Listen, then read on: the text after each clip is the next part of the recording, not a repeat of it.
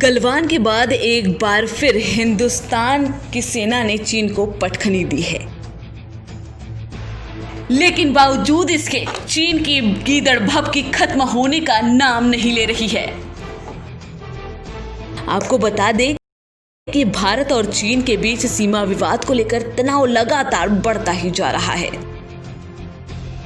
मिली जानकारी के अनुसार 7 सितंबर को पूर्वी लद्दाख सेक्टर में एलएसी पर भारत और चीन के सैनिकों के बीच फायरिंग हुई। सरकारी सूत्रों ने इस बात को कंफर्म किया है, साथ ही ये भी कहा है कि अब स्थिति को नियंत्रण में लाया जा चुका है।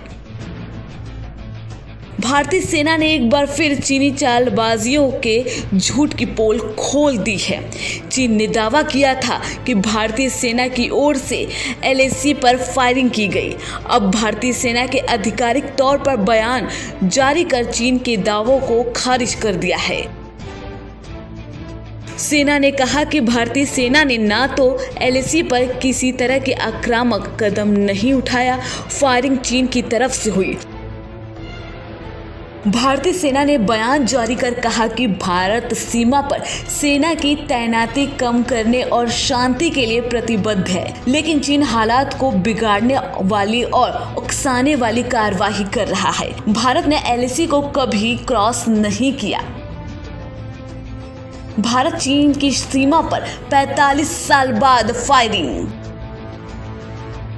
भारत चीन सीमा पर 45 साल बाद फायरिंग हुई है। एलएसी पर आखिरी बार अक्टूबर 1975 में गोलीबारी की घटना अरुणाचल प्रदेश में हुई थी। 15 जून में गलवान झड़प में 20 भारतीय सैनिक शहीद हुए थे। इस झड़प में भी भारत ने संयम रखा और गोलीबारी नहीं की थी। एलएसी की घटना पर रक्षा मंत्रालय की भी नजर है। राजनाथ सिंह ने पूरे हालात की जानकारी ली है और कमांडिंग अफसर को कहा है कि चीनी सेना को उसकी ही भाषा में जवाब दे। रक्षा मंत्रालय से मिले आदेश के बाद एलएसी पर तनाव के बीच भारतीय सेना पूरी तरह से अलर्ट मोड पर आ गई है।